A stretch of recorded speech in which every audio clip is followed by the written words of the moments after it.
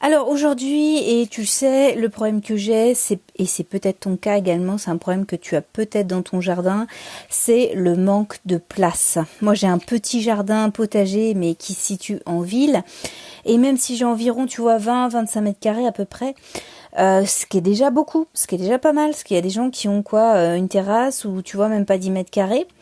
Mais néanmoins, avec mes 25 mètres carrés, j'ai parfois l'impression, tu vois, que c'est pas suffisant. Et c'est peut-être ton cas, toi tu pousses les murs pour avoir de la place.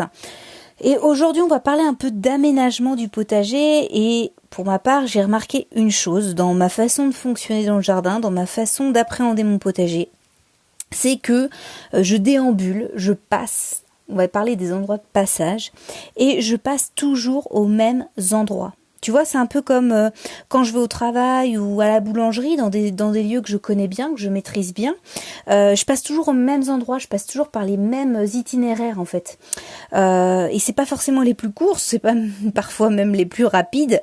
C'est un peu comme une habitude en fait. J'ai pris le pli une fois de le faire comme ça, une deuxième fois, une troisième fois, et finalement je fais toujours les mêmes mécanismes et je passe toujours par les mêmes endroits. Et c'est un peu la même chose pour mon jardin, et c'est peut-être ton cas.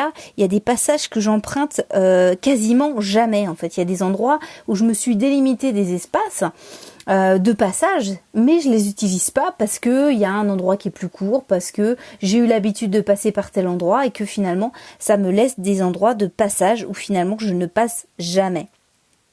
Donc c'est des endroits où j'ai mis un espace bloqué en fait, qui permet pas d'avoir un lieu de culture. Et en fait c'est ça, c'est cette place qui est perdue, et l'intérêt de reprendre cette place et de la dédier à un endroit de culture, c'est que je reprends une place qui est inutilisée en la transformant en espace de culture, et donc en un espace supplémentaire de production. Donc ça change rien à mon organisation, ça change rien à mes habitudes de passage, puisque c'était un passage que je n'utilisais déjà pas en fait. Et peut-être qu'en m'écoutant, tu vas dire bah ouais d'accord, mais moi j'ai pas l'impression d'avoir ce problème. Et pour ma part, je t'avoue que c'était pareil, j'avais pas cette sensation justement de passer aux mêmes endroits, parce que c'est des choses qui sont inconscientes, que je fais machinalement sans même y penser. Je vais penser à mes cultures, je vais penser à ma rotation, je vais penser à plein de choses, aux choses que je vais arroser, aux plantes qui sont un peu mal en point, à celles que je vais récolter, etc. J'ai plein de choses en tête dans mon quotidien et dans mon jardin et de manière générale dans ma vie. Et c'est le problème, c'est que ça, en fait, c'est qu'une fois que je suis dans mon jardin, bon, je me ressource, je prends mon temps, mais je suis quand même parasitée par toutes ces pensées-là, et je pense pas à tout ce qui est inconscient, c'est-à-dire des choses auxquelles on ne pense pas du tout, et c'est comme ça où je me dis bon bah, en fait j'ai pas de problème, en fait je n'avais pas je n'avais pas vu cette problématique là et cette solution là. Et en fait, c'est je m'en suis rendu compte en fait en regardant mon plan de potager en fait, qui m'a permis d'avoir une vue d'ensemble en fait, de prendre du recul sur mon potager et de pas avoir l'influence inconsciente du lieu qui est mon jardin, que je connais, que je maîtrise. Et c'est comme ça, en regardant mon plan, que j'ai noté au crayon mes passages réguliers en fait. J'ai pris un petit crayon rouge sur un plan que j'ai, tu peux faire une copie, hein, t'en fous. Si t'as un plan potager, ou si tu en as pas, bah fais-en un rapidement. Vois un peu les lieux de passage et tu vas voir un petit peu que tu peux être surpris de te dire en fait là je me suis créé un espace, mais en fait ça n'a aucun intérêt, ça n'a pas de sens. Et c'est comme ça que j'ai pu récupérer des espaces perdus, en prenant du recul, en notant au crayon de manière comme si c'était pas mon jardin en fait. Prendre du recul comme si c'était pas mon jardin, un peu comme quand tu sais, quand t'es étudiant ou quand tu es au lycée, ça c'est peut-être loin, en tout cas moi c'est loin, mais on me disait toujours que quand j'avais fini un devoir, il fallait attendre 5 minutes de pause et après se relire comme si c'était pas le sien.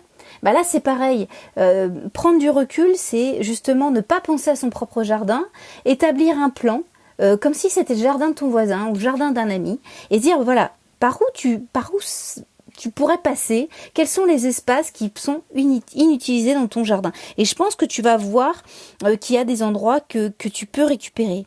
Et si tu as 5 minutes devant toi aujourd'hui, bah, jette un œil à ton plan, on sait jamais, tu pourras avoir des surprises.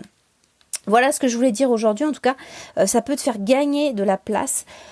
Et en tout cas récupérer des espaces qui sont finalement un petit peu laissés de côté et auxquels j'avais pas forcément pensé aujourd'hui, et c'est vraiment une astuce toute bête pour planter davantage et récupérer des espaces perdus on a vraiment, qui peuvent être vraiment vitales et qu'on a vraiment besoin quand on a un jardin comme toi et moi en potager en ville, ou même si on est limité, parce que ça peut être également le cas pour des potagers ouvriers, où l'espace est limité. On a le jardin du voisin, donc on peut pas grappiller 1 mètre carré par-ci par-là, et donc c'est des espaces qu'il faut optimiser.